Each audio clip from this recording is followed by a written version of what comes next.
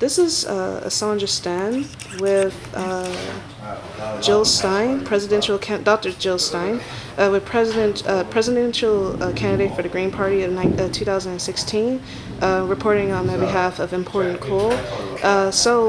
We are here in LA for the United We Stand Fest, and she was one of the speakers. So, how you doing, Jill?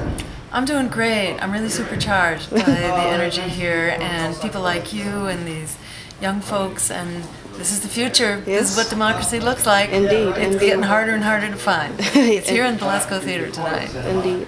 So, some questions that I want to ask you regarding, of course, over the last few weeks, we have seen images. We saw the shocking image of a little boy washed up ashore of the Syrian refugee crisis. So, what is your intake on that? Oh, my take on that? Yes.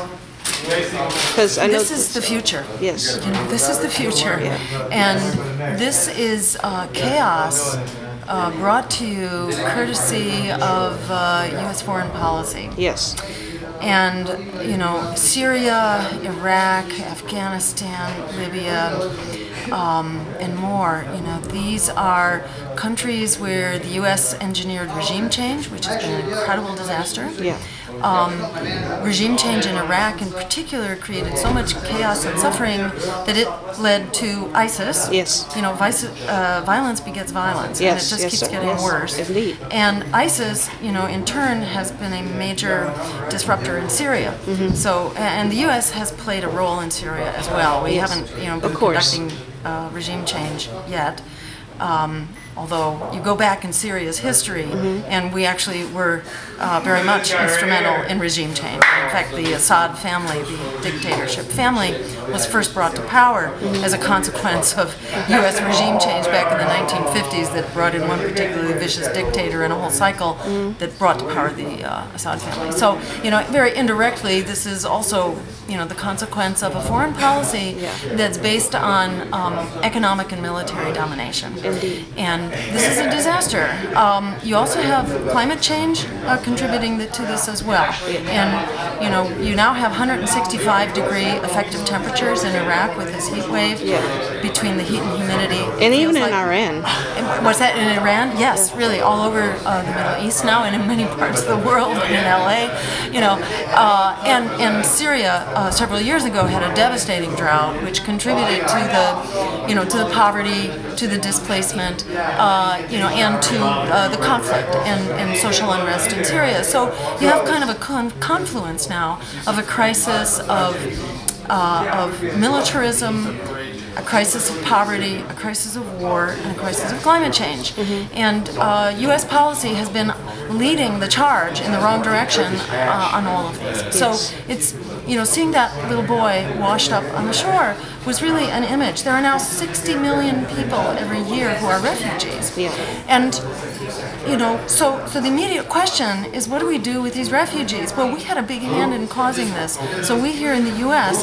have a big responsibility for not only providing funding, but also for resettling these refugees. So we need to do this. So the chaos is coming home. Okay, the chaos is coming home to the U.S. and it's either coming here as refugees or it's coming here as terrorists. You know, you say no to these people, you send them back to the violence that we've created. And this isn't just happening in the Middle East. This is happening in Central America and in South America. Indeed. Thanks to you know, U.S. Foreign policy and the drug wars and the trade agreements, NAFTA, and so on that have displaced so many people in poverty. So, you know, this isn't rocket science. We need a new way forward based on democracy, justice, and human rights. And this is the writing on the wall right now, this refugee crisis, and it underscores that we need to get down to the brass tacks right now, create a new foreign policy based on international law, human rights, and diplomacy. We've just done that with Iraq around this treaty.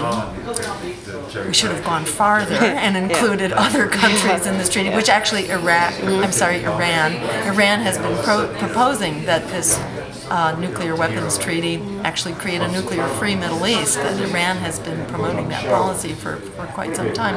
And that's what we should have done, but this was at least a start.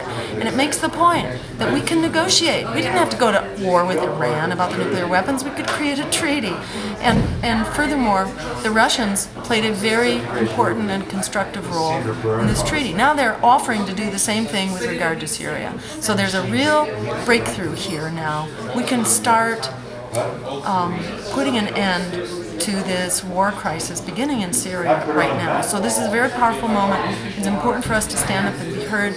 As a presidential candidate, you know, this is the whole reason for running with an independent party that's not bought and paid for by Wall Street and by the war profiteers and the fossil fuel companies, because we can actually stand up for the right thing. This is what we're standing up for now. I encourage people to come to my website, jill2016.com, you know, and become a part of this movement and to spread the word and to be the grassroots organizers for a campaign that is lifting up our voices from the grassroots. Okay, so I got two more questions. Well, another one is regarding the situation of Palestine.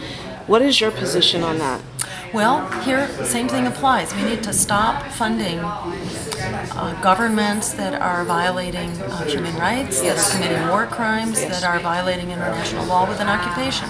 And we are providing the Netanyahu government with $8 million a day to conduct these abuses. And then another thing, sorry I didn't mean to interrupt, but another thing is we learned that police, the American police, are being trained out there in Israel. So they're using those same tactics on the Palestinians to the blacks and many people of different color who are considered very older than them. And if I can add to that, the wall that they're looking to build, you know, as Public Enemy was saying, it's time to tear down walls. It's not time to be building up new walls.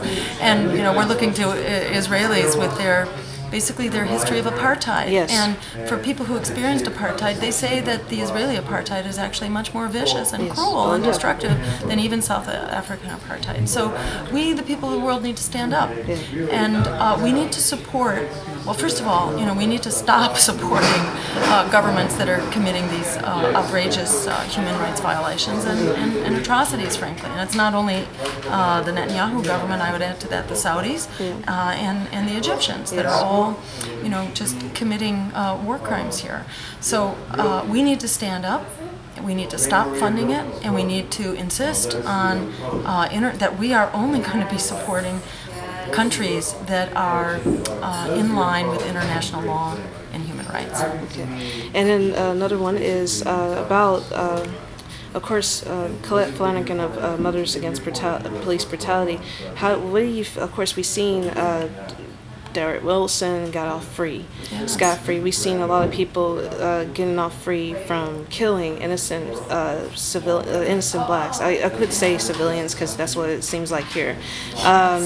So, what is your? I mean, I understand that you're a big supporter of Black Lives Matter. So, what is your take on that? Yes, and you know, you can add to that list Eric Garner, and you know, Eric Garner was just selling cigarettes, and he was strangled by 7 or so cops, you know, who just brought him down, and caught on video, thank goodness. And his murderers were let off scot-free. You know, and the DA that engineered that, the district attorney, is still, you know, still has his job. I mean, it's absolutely incredible. Just recently, there was this, you know, incredible attack on James, the tennis player.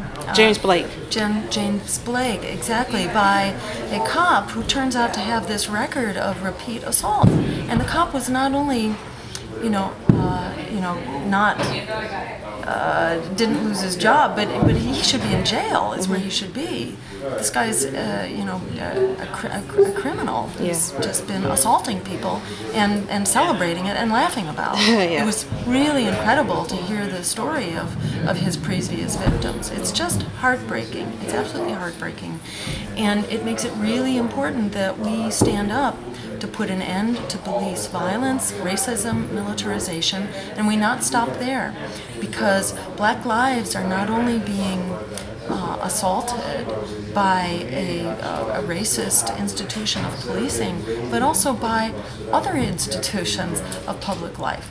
and that really runs across the board, from job discrimination, hiring discrimination. You know, I was just in New Orleans, where African Americans cannot get hired by the reconstruction jobs, and it's a city that's just full of reconstruction, and they won't hire African Americans, which is just outrageous. So it's hiring, it's education. You know, it's the school to prison pipeline. It's the closing. It's the attack of public schools in poor and disadvantaged communities. It's the use of this horrific education policy of test, punish, and privatize, pushed by Democrats, above all, pushed by Barack Obama's education advisor, and then by Rahm Emanuel in Chicago, and the attack on the teachers' unions. So, you know, on one hand, this is a very distressing time, particularly on racial justice. But it is a time that is so, the injustices are so pervasive, it's very mobilizing. And the courage and the inspiration of Black Lives Matter, I think, is an inspiration to us all. And we can stand up together and support this. In our campaign, we're supporting the agenda of the Malcolm X grassroots movement, which has called for an action plan, a national action plan for racial justice now. And it includes not only addressing police violence, having citizen review boards with the power to hire and fire not only police but also district attorneys.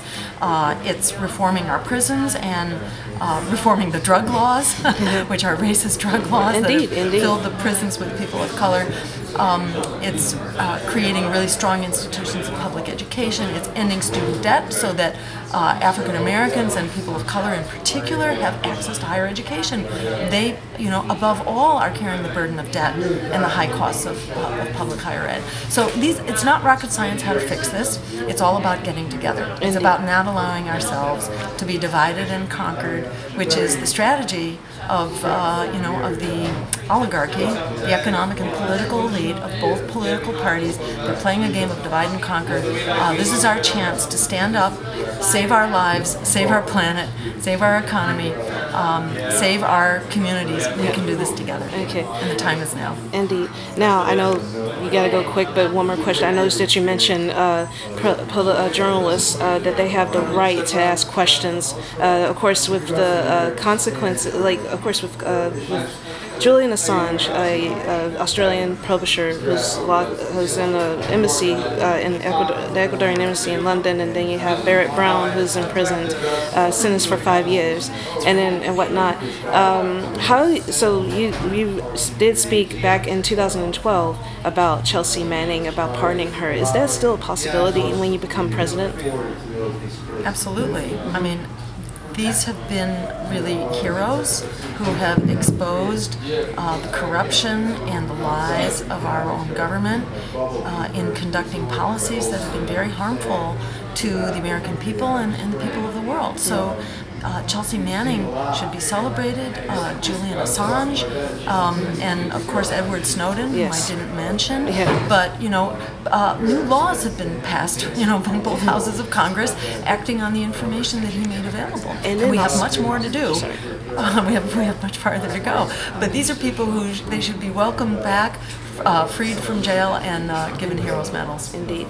Well, Dr. Jill Stein, thank you for your time. I really appreciate it.